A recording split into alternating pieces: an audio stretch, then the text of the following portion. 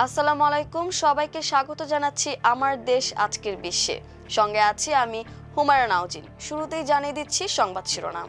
Munich নিরাপত্তা সম্মেলনকে circus বললেন ইরানের পররাষ্ট্রমন্ত্রী। ইরানের বিরুদ্ধে সর্বোচ্চ চাপ নীতিতে একমত ট্রাম্প নেতানিয়াহু। খামেনির সঙ্গে আলোচনার জন্য প্রস্তুত ট্রাম্প। বিষাক্ত প্রজাতির ব্যাঙের বিষ দিয়ে নাভালনিকে হত্যা করেছিল রাশিয়া, দাবি যুক্তরাজ্য সহ 5 দেশের। ভারত পাকিস্তান ম্যাচে বরফ গলেনি, হ্যান্ডশেক হয়নি। দর্শক শুনছিলেন সংবাদ শিরোনাম, এবার বিস্তারিত। ইরানের পররাষ্ট্রমন্ত্রী আব্বাস আরাকচি মিউনিক নিরাপত্তা সম্মেলনের কড়া সমালোচনা করে একে মিউনিক সার্কাস আখ্যা দিয়েছেন। তিনি অভিযোগ করেছেন, তেহরানের পারমাণবিক কর্মসূচি নিয়ে আলোচনায় ইউরোপীয় ইউনিয়ন ও E3 কার্যত প্রভাব হারিয়েছে। শনিবার সামাজিক যোগাযোগ মাধ্যম এক্সে দেওয়া এক পোস্টে আরাকচি বলেন, ইরান ইস্যুতে বার্ষিক এই নিরাপত্তা সম্মেলন কার্যকর হয়ে পড়েছে। আঞ্চলিক নীতিতে ব্যর্থতার জন্য তিনি ইউরোপীয় ইউনিয়ন ও জার্মানিকে দায়ী করেন।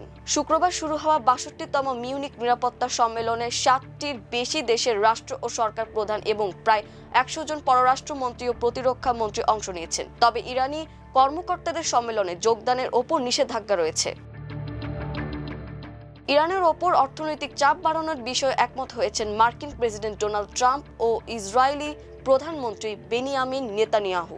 বিশেষ করে চীনের কাছে ইরানের তেল বিক্রিকে লক্ষ্য করে চাপ প্রয়োগের বিষয়টি আলোচনায় গুরুত্ব পেয়েছে। শনিবার প্রকাশিত এক প্রতিবেদনে এ তথ্য জানিয়েছে মার্কিন সংবাদ মাধ্যম অ্যাক্সিওস।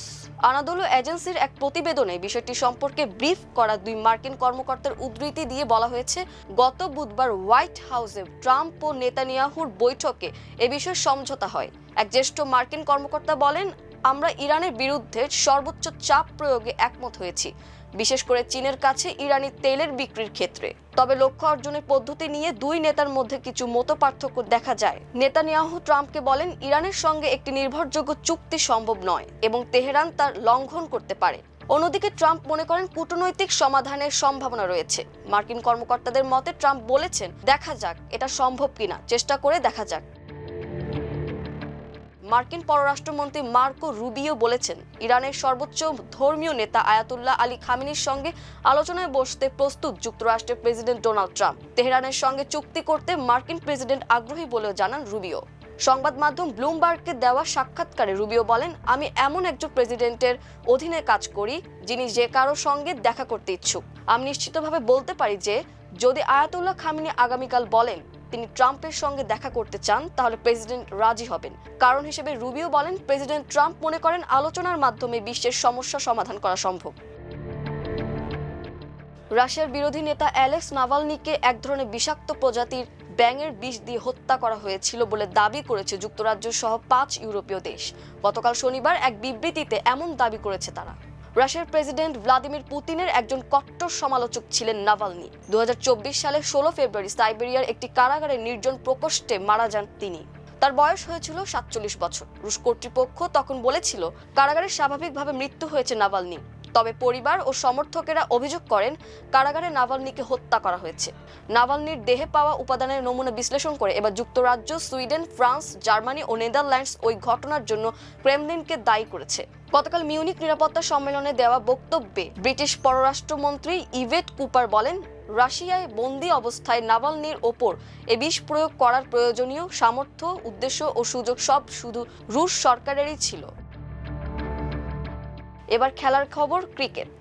পাকিস্তান ভারতের মধ্যে বরফ গলেনি, হ্যান্ডশেক হয়নি। গত বছর এশিয়া কাপের মতো এবার T20 বিশ্বকাপেও পাকিস্তানের অধিনায়ক আগা সালমানের সঙ্গে টস শেষে রীতি অনুসারে হ্যান্ডশেক করেননি ভারতীয় অধিনায়ক সূর্যকুমার যাদব। গত বছর এশিয়া কাপে 3টি ম্যাচে মুখোমুখি হয় 2 দল। 3 বারের সাক্ষাৎকারে পাকিস্তানি ক্রিকেটারদের সঙ্গে হ্যান্ডশেক করেনি ভারতীয়রা। শ্রীলঙ্কার কলম্বোয় ম্যাচ শুরু হওয়ার আগেই সংবাদ সংস্থাকে বোর্ডের এক সূত্র বলেছে, কর্মর্দন না করার যে সিদ্ধান্ত নেওয়া হয়েছে সেটাই থাকবে।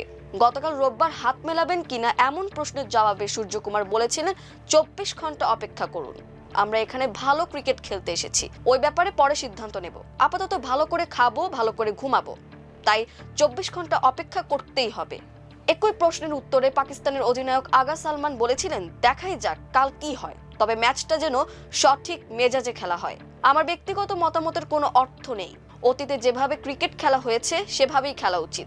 এটা করমর্দন নিয়ে ওরা সিদ্ধান্ত নেই। দর্শক, এই ছিল আমার দেশ আজকের বিশ্বে। এতক্ষণ আমাদের সাথে থাকার জন্য অসংখ্য ধন্যবাদ। আল্লাহ হাফেজ।